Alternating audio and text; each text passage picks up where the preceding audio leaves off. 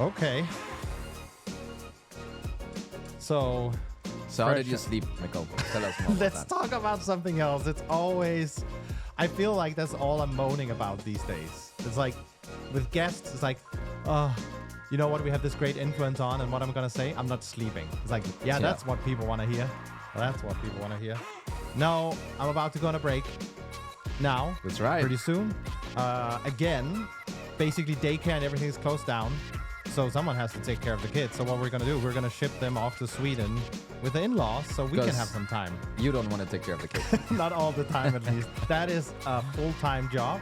And I have a lot of respect for folks in daycare. I gotta admit, that can't be an easy job. Look at us, we were just recording a podcast. Easy. But anyway, how am I going to segue this today? No, but it's all about how you choose to use your time and the resources at hand to really optimize your life.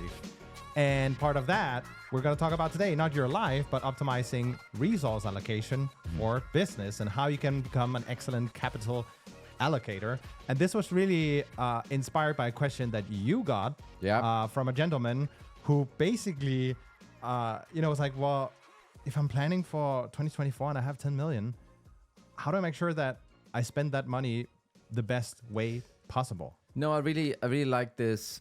It's one of those mindset questions, right? It's like, I want to be an athlete. Yeah. So, how can I be an athlete? And this one has really this, okay, how, I want to be an excellent capital allocator. Yeah.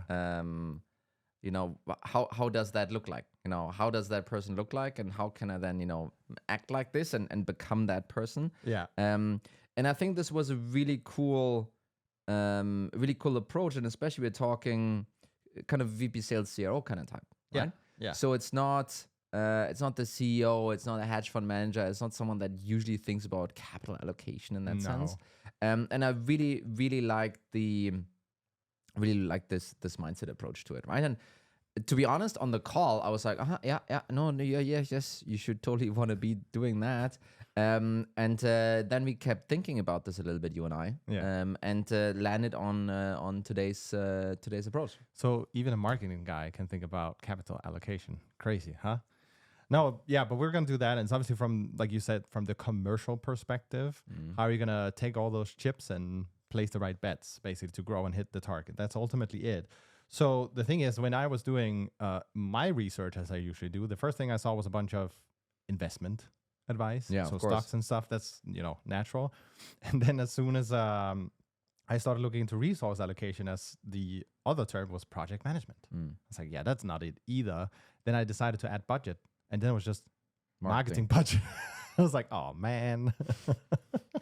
So maybe that means you as a marketer should know how that works. Yeah. You don't? Should. No, you should. You don't? You totally should. You totally should. And I think, by the way, a lot of folks in marketing, they forget to use that business degree they have, from business school. At least some of them. Do they have a business? I thought they all have like an English major or something like that. Or journalism. Yeah, it's that. No. But anyway, so we're going to talk about it from the vantage point of sales, marketing, and CS, like across the board to drive growth. Yep. And yeah, how should you approach it? You kind of said mindset. With what mindset should you approach this exercise? So I think number one, yes, thinking about this being a capital allocator, I think you should be looking at this like a portfolio manager, like a hedge fund manager, something like that. And when you approach the problem like this, right? Number one, you want to figure out, okay, how can I even make a decision on all of these different things? That's the first that goes through your mind. Is like, okay, there's so many things to do. Yeah. How should I even go about making a decision? Yeah. Right. So this is the first approach. We're going to talk about this in just a second, where you basically need to figure out what are the things, what are the dimensions, the axes, what is it that I need to look at this problem? What do I need to use in order to somewhat get to the first level of a right decision, and then from there dig in, right? So no 2x2 is going to solve all of your issues, but it might help you organize your thoughts a little bit, and then number one, have a really great executive presentation. Everyone loves a 2x2, but on second thought, then also it helps you focus on one area and then dig into that instead of getting lost in everything, right? And then number two, really, when you think about hedge fund managers and portfolio managers in a stock context, it's really not like they buy something and hold on to it forever, right? So I think maybe Berkshire Hathaway is one of the ones that do that, very successfully. So by the way, I think everyone else is trading all the time. And the reason why they're trading that is because they're maybe they're stupid, according to the Berkshire Hathaway guys. But the other thing is actually that they saw there's another opportunity coming up that maybe is better than what they currently have. So and then kind of switching over in a stock world, super easy. You sell and you buy. In a company, in a go-to-market world, or in a portfolio of actual brands that you might have. Not so easy, right? You can't just, now I'm switching over, or now I'm switching back. You can't do that. Some of those decisions obviously need to have a bit more, thought to it. But still, I think the point is not to be completely locked in. No. So I think what's cool is also there's a lot of commonality between investing like the Berkshire Hathaways and all those hedge funds and to investing in growth. There is an expectation to have a return on the investment, right? And that also means that they will put all investments or potential investments under a lot of scrutiny. And I remember reading, so this is Ray Dalio, who's also running a fund. And not anymore. Not anymore. But I think in one of his books, he talked about a potential investment in Netflix. And the analysts had created the case, and it didn't look that great from an investment perspective in that point in time, until someone said, well, they have pricing power. They can raise the price. And that changes everything for all the math here if they do that, right? So they really spend a lot of time actually talking through how they choose to allocate their resources, which I think is pretty cool. And that conversation is just so important to have. No, Ray has been pretty successful, for sure. Okay, so how do we bring it back to real life world? Yeah. And how do we make this actionable for people listening to this? So the way we would encourage you to look at this is surprise with the 2x2. And on the one axis, you will have an efficiency metric. Let's call that CAC payback. Yeah. Our favorite. We love it. Our favorite metric, CAC payback. And then the question is, what do you have on the other one? On the other one, you have growth potential. Yeah. Yeah.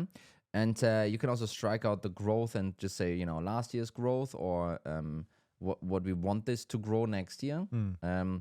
And things you should be considering here for this growth potential side is really size of the market. So it could be you just entered France and there's lots of room still to grow in France. So that then would be a plus. Or you maybe have been in Germany, maybe you have been in the US for the last decade. And it's you're kind of tapping out. There's still growth there, but you're kind of tapping out, right? So this would be a minus on the growth potential side. And equally so, you can think about channels. Yeah.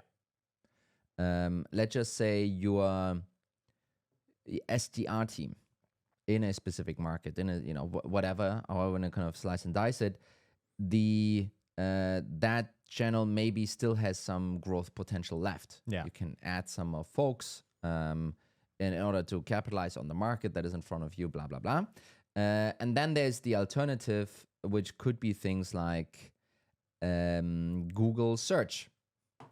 So Google search might be a thing that you've been doing for the last 10 years already. Yeah. You graph it out. The year-over-year growth from last year to this year was 5%.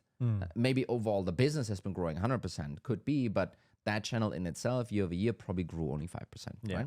So should you now expect that channel is gonna suddenly explode and gonna deliver 50% growth for you? Probably no, right? So this would be on the lower side of the growth potential for either for last year, that what you actually have been recording. So this is always a good indicator, and or for next year. Yeah. So now you have a 2x2 on the the y-axis, which is up and down axis. You have you have growth potential. And on the x-axis, which is left and right axis, for Mikkel. It's like a dance move. Yeah, exactly. You have your efficiency, right? And if you plot this out, what you're going to get is very similar to a concept that a company called BCG, Boston Consulting Group, came up with, I think, 50 years ago or something like this.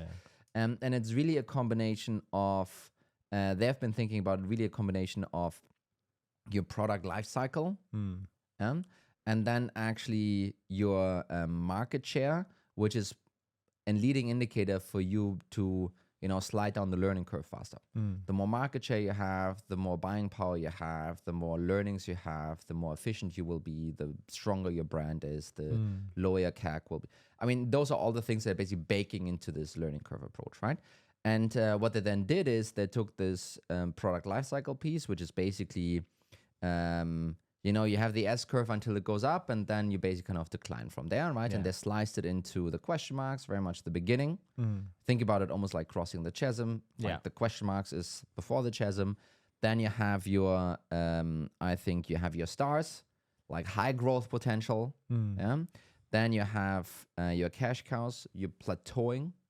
There's not much more growth potential, but you're plateauing out. And then you have your dogs. That's what they call them. They're basically, this whole thing is declining and going into nothing, right? That's the product life cycle. And this combined with the learning curve approach, that then became the matrix. And the matrix is what we kind of just been basically adopting to think about for your approach in allocating resources in your company, which again is on the one hand side, you have your efficiency, and on the other one, you have your growth potential for the channel. So basically what you're saying is this enables you to now start visualizing where are the different investments placed, to make a better decision. So what it helps you to start visualizing is you can go at it from a first perspective, which is maybe markets. You can throw in the different markets that you're operating on. That will give you an understanding where you're plateauing. So year-over-year growth from last year wasn't that large. You can still say, wow, maybe I want to grow a lot this year, and that's moves the bubble around. And or it could show you where maybe your market share or your market itself is declining, right? I think for most of us, if you look at it from a market perspective, you probably will have, actually you might have some dogs, which basically kind of, it becomes a dog once you don't have much growth there anymore. And once your efficiency is really bad. Right? And that is basically kind of then how you maneuver this thing, right? Another perspective could be you look at it from a channel view. So the channel view, again, could be SDR, could be LinkedIn, could be Facebook, could be Google, could be partners, could be whatever. You would kind of throw this on here. Again, you would see what is efficient, what is not efficient, what is a high growth potential, what doesn't, which then gives you an understanding, where to invest next, right? You can also throw those two dimensions together, market and channels. You can add product to it. You can make it super complex if you want to. And let's just say you are maybe a public SaaS company or just a public company. You have 350 million in revs going for you. And now you're faced with this issue of, where am I going to spend my money, right? So you can basically take the different granularity levels, throw it on this thing here, and start having an understanding, in this approach. And I get to kind of how in a second. I think what you can do, and to be like very, take this one complication step further, you can, the size of the bubble can be the size of the current channel, for example, or the current market and so forth, right? So now that you have plotted all of that stuff out, 3 weeks later, after one poor guy did all the analysis, or 3 months, whatever it's going to take, what you're now left with is you're going to have a plot graph of all the different dots in those 4 quadrants, right? And again, the quadrants is star, high growth, high efficiency, question mark, high growth potential, potentially bad efficiency right now, dogs, low growth, poor efficiency, and then your cows, cash cows, that's where it's coming from. high efficiency, but not much growth actually coming out of this, right?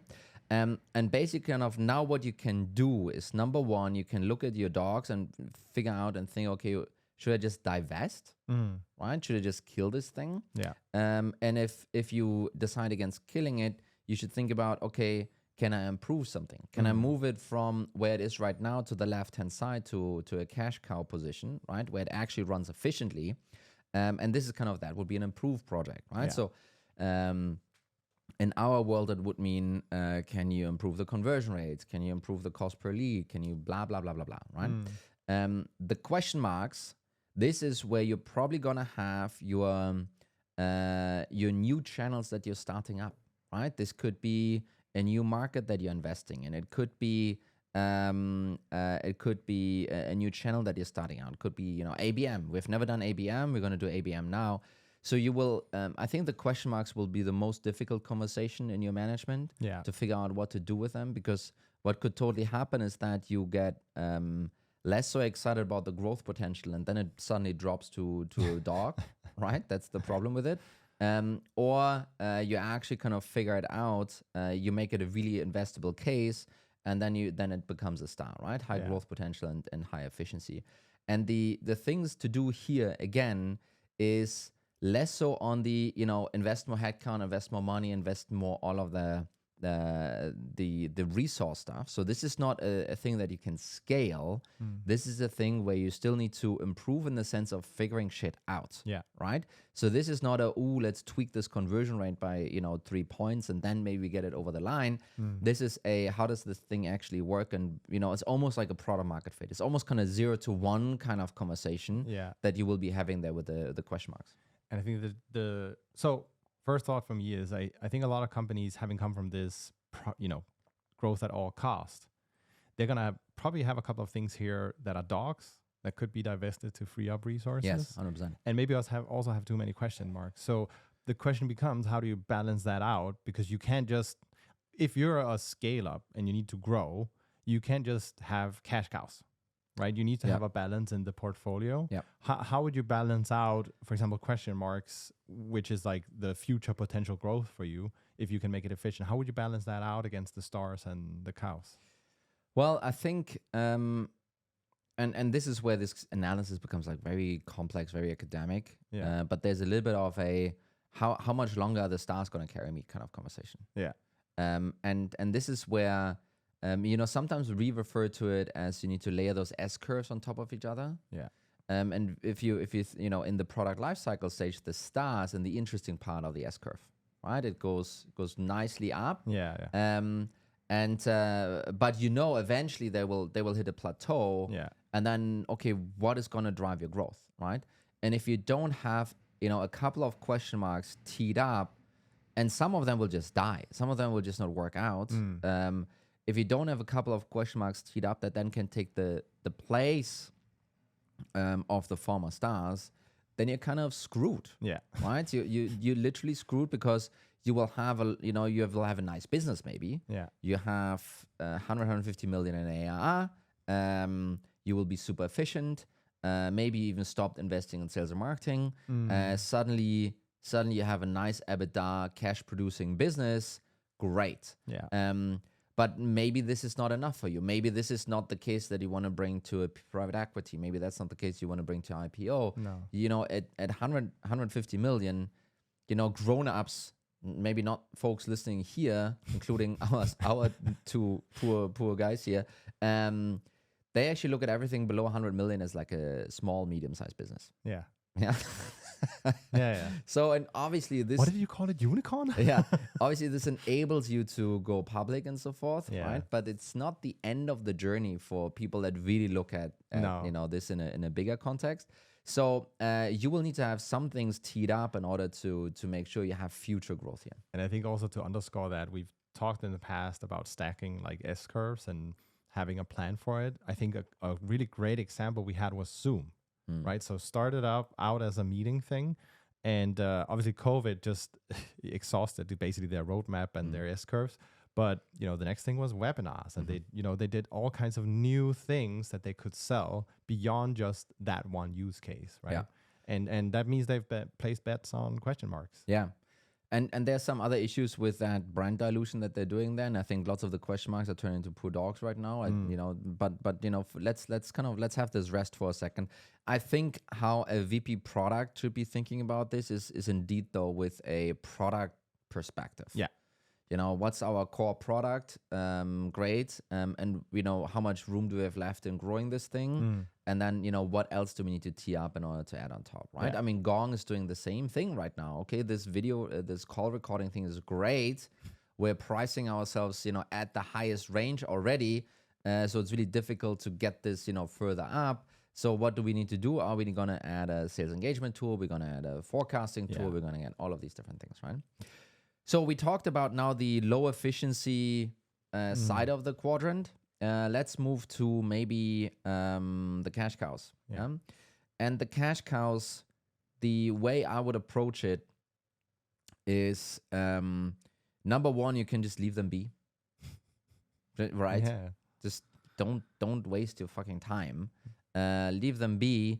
The alternative would simply be to try and tweak a little bit on the improvement side. Yeah. Try and get them even further into the right direction for you. And again, an example could be, and this is kind of my favorite go-to, Google search. Yeah. Paid Google search. That's probably what this is. If you compare growth rates of your Google search, paid Google search channel over the last years and even month. I mean, even if you're not that old, you can do it on a monthly basis. Yeah. You will see that likely it didn't grow at all. 5% plus minus all the time. Yeah. And you can throw a lot more investment at it if you want to. We talked about this at like marginal CAC. Yeah. It's not going to give you anything. It's not going to help you. You will stay at 5% plus minus. You would just have burned a lot of money that it could have used on either the stars or the question marks, right? So this then gives you we're not going to do anything here. The only question there then could be, well, what if we were to, and this is a practical example, what if we came out of this crazy time where we spend way too much stuff on Google? What if we reduced spend a little bit? Would it have any impact on how much money we're going to get, from Google search, right? I think what's really scary out there is the marginal CAC, not of the next dollar, but of the least efficient dollar. Yeah. Like where should I actually be cutting without any impact whatsoever? Yeah. And that money I could take to reallocate to something else, right? Yeah. So this is probably the analysis that I would do with the cows. And that again would include maybe G2 in terms of comparison sites, right? Gartner and Forrester, all of them have kind of something like that. And there might be a couple of other examples, right? And this is the channel lens.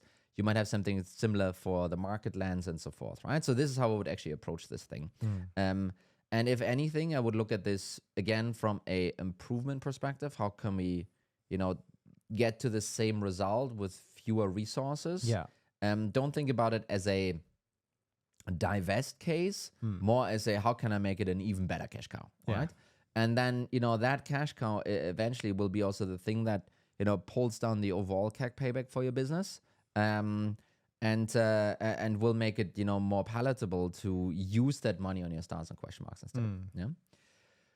So, and then going to the stars. And for the stars, it's pretty straightforward. It's both, more money, more improvement. Yeah. That's basically kind of how you should be thinking about it. This is the place where you invest as much money as you have left. Yeah. From all the other difficult decisions and pour it into this thing, right? Because usually there won't be a cap to it, right? I think if you need to imagine it, how it usually looks like, you will probably have super low growth, super efficient pieces, and then it's kind of a bell curve that goes through the stars, question marks, and then down. The thing is, your stars very likely will never be super efficient.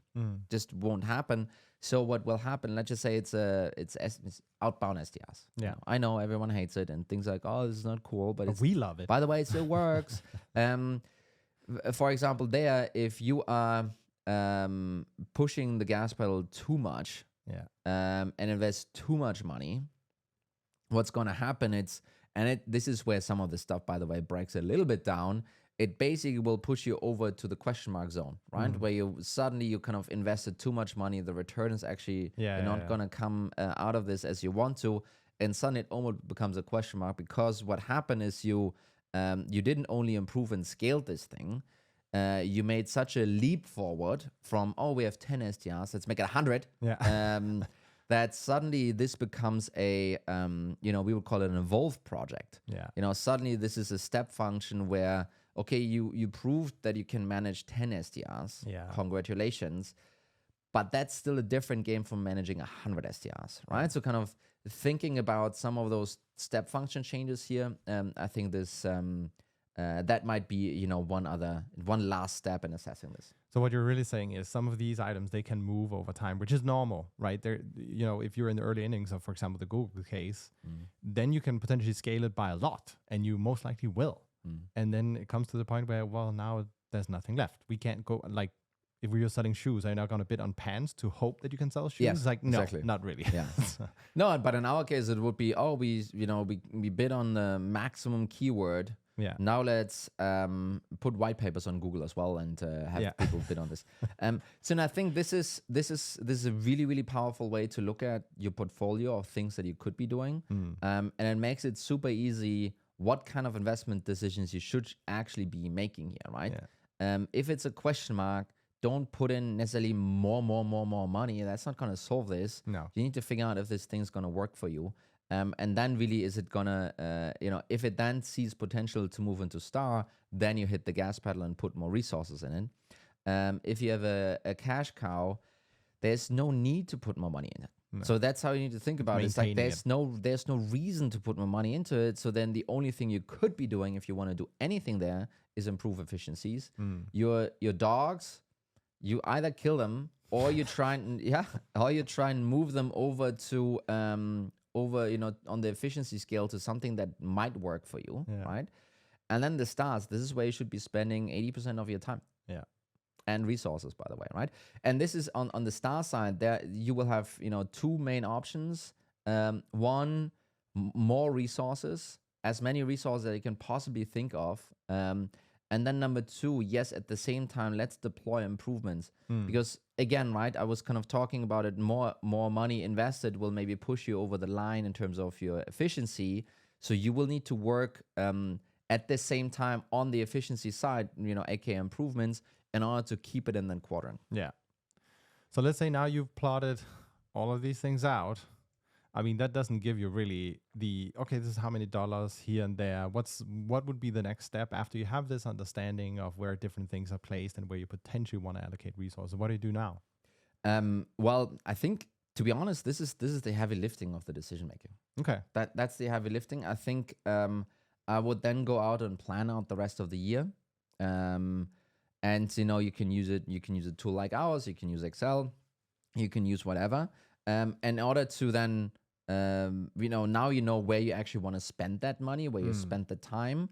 This is also where you would figure out, what would be the biggest levers to pull in terms of improvements, right? Across the board. There are kind of all of those quadrants have improvement in them. And then you would map the whole thing out, right? What I would really suggest afterwards is do a before and after of that approach here. One showing the actual realized growth from the comparison period. Could be the year that you're in, or 12 months ago, or something like that. And the efficiency that those had, kind of have that plot there. And then compare that to, okay, the growth that it will now have based on, future plan to today. And the efficiency that it will then have with it. And so I think if you do this, and you just show those side by side or one slide after the other, I think a lot of CFOs plans, and we love CFOs, by the way, but I think a lot of them will kind of fall flat suddenly because the pressure testing just didn't survive, right? Because you will usually see tons of improvements that basically moves everything from the question marks and the dogs away. Don't want any of those. And And you will probably see cash cows suddenly, jumping to be stars because there's so much growth potential that suddenly has been unlocked, right? Yeah. And I think that movement, Yeah. visualizing that, I think that could be pretty fun. And then also will give you a really strong basis of discussing this, right? And just to be super clear, that kind of stuff has worked wonders for BCG. Because it's a 2x2. Yeah. It's pretty fucking simple. Yeah. They gave it names like the dog, the cow, the star. It's like these are things that I get that. Yeah. And this is a very clean way of communicating that stuff. And then if you then overlay that hey, we had this diverse portfolio of things, and now we only have stars left, in next year's plan. There's maybe some risk in here, Yeah. And I think the moment you start even using words like portfolio in that conversation, it changes the whole perception of what you've done. Versus, okay, so we did a lot of stuff in a spreadsheet. Let me just show you how we're going to allocate it. Here's like the table with all the numbers. It's like, oh, jeez. Yeah. And don't use CAC payback. No. So I think this is a cool way to go about this thing. Should you be doing this on a ongoing basis, quarterly basis? I think so, maybe. Yeah. And the reason is you wanna make sure that as you're pushing to your stars more money, some of them might suddenly drop away. Suddenly the growth is actually not as it was. Suddenly it becomes a cash cow, or efficiency is just so bad that it goes into the question mark. So you wanna be reviewing this, which then basically means you want to have the ability to use your cash differently. So this is one of those things, right? A portfolio manager in the stock market, they're not sitting there at Christmas and deciding which stocks they're going to buy, and then January 1st they're going to buy those stocks, and then they do nothing until Christmas again. No. This is an ongoing process for them, right? Some of them might do it on a daily basis, and I don't think that's the right approach here, but you should be doing it on a quarterly kind of basis, right?